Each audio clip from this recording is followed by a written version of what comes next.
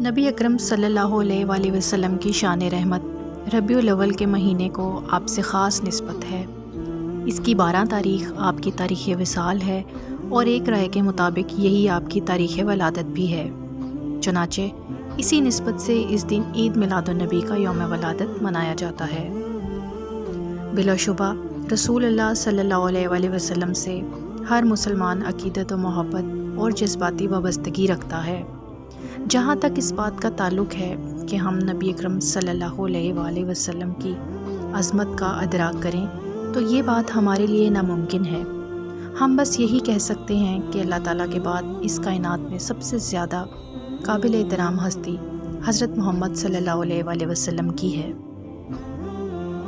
آپ کی ذات گرامی کس کس پہلو سے رحمت ہے، ہم اس کی حقیقت کو نہیں سمجھ سکتے۔ بہرحال یہ واضح ہے کہ آپ کی ذات، آپ کا پیغام ہدایت اور آپ کا عطا کردہ دین اور نظام عدل اجتماعی پوری نوع انسانی کے لیے رحمت کا سامان ہے۔ آپ کے ذریعے ہدایت کی جو روشنی پھیلی وہ انسانیت کے ہر طبقے کے لیے مکمل رہنمائی ہے، خواہ وہ بڑے سے بڑا فلسفی یا دانشور ہو یا ایک عام انسان، محنت کش یا مزدور۔ اللہ تعالیٰ نے اپنے مقدس کلام میں آپ کی عظمت کے بعض پہلوؤں کا ذکر کیا ہے۔ ان میں سے ایک آپ کی شان رحمت ہے، جس کا تذکرہ سورۃ الانبیاء میں کیا گیا ہے۔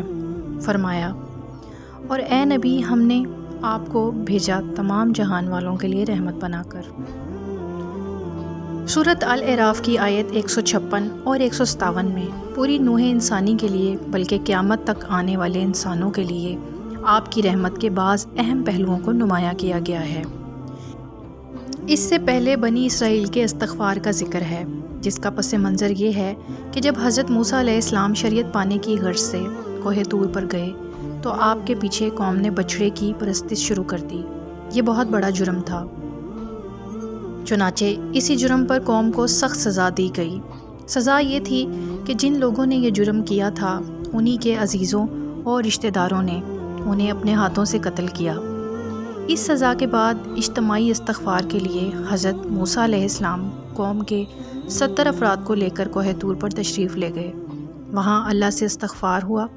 اللہ تعالیٰ نے جواب میں فرمایا، جو میرا عذاب ہے اسے جس مجرم پر چاہتا ہوں نازل کرتا ہوں، اور جو میری رحمت ہے وہ ہر چیز میں شامل ہے۔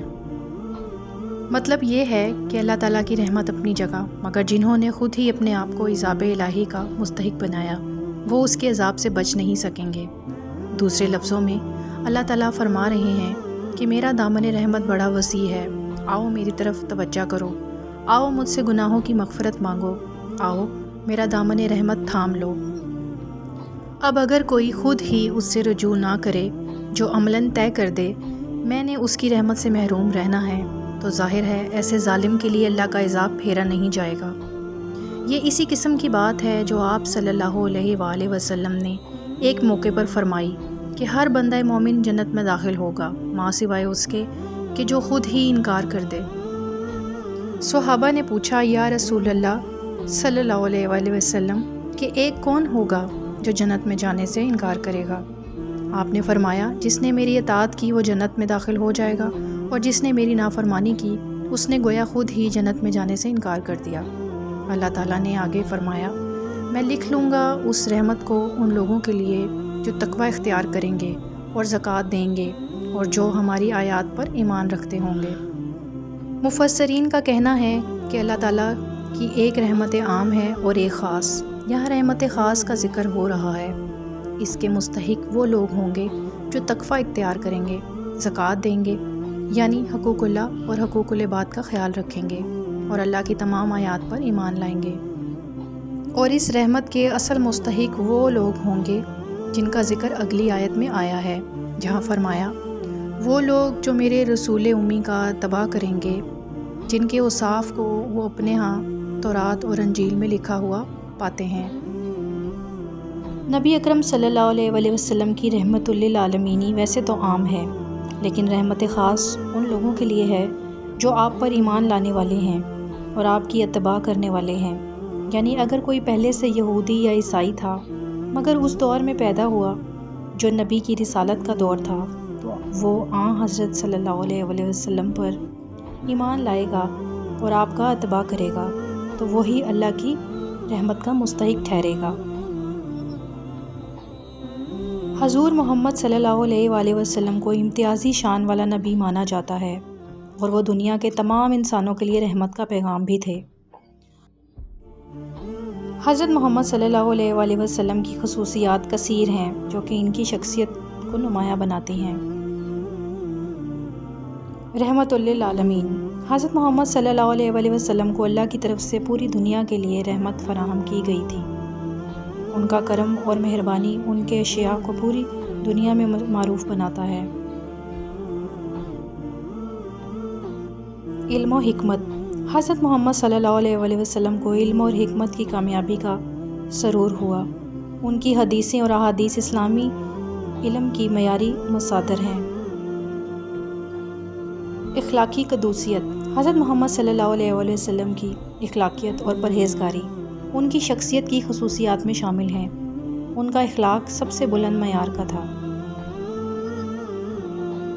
تواضع اور سادگی، حضرت محمد صلی اللہ علیہ وسلم کا تواضع اور سادگی کا مثال سبق آموز ہے۔ وہ سرمایہ اور طاقت کے باوجود سادہ زندگی گزارتے تھے۔ دعوت اور تعلیم، حضرت محمد صلی اللہ علیہ وسلم نے اسلام کی دعوت دی اور انسانوں کو دینی تعلیم دی۔ ان کی تعلیم کا اثر آج تک محسوس کیا جاتا ہے۔ عدل و انصاف، حضرت محمد صلی اللہ علیہ وسلم کا عدل اور انصاف مشہور ہے۔ انہوں نے انصاف کے اصولوں کی پیروی کی اور عدل کے ساتھ برتاؤ کیا۔ توحید کی تعلیم، حضرت محمد صلی اللہ علیہ وسلم نے توحید کی تعلیم دی اور اللہ کی یکتا کی پیروی کی اہمیت کو سمجھایا۔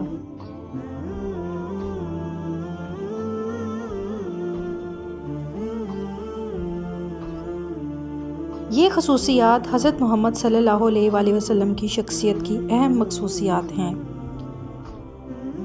میلاد النبی کو منانے کے لیے آپ یہ طریقے اپنا سکتے ہیں، جیسا کہ نماز پڑھنا۔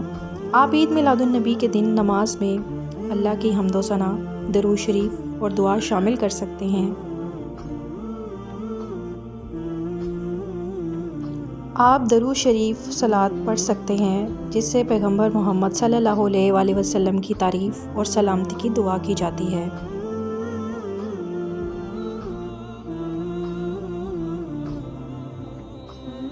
آپ اپنے دوستوں اور رشتہ داروں کے ساتھ ایک میلاد محفل میں شرکت کر سکتے ہیں جہاں قرآن کی تلاوت، نعت شریف اور پیغمبر محمد صلی اللہ علیہ وسلم کی سیرت پر گفتگو ہوتی ہے۔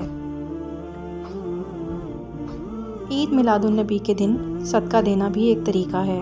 آپ غریبوں کو کھانا دینا یا زکوٰۃ دینا یا کسی اچھے کام کے لیے کچھ دینے کا عطیہ کر سکتے ہیں۔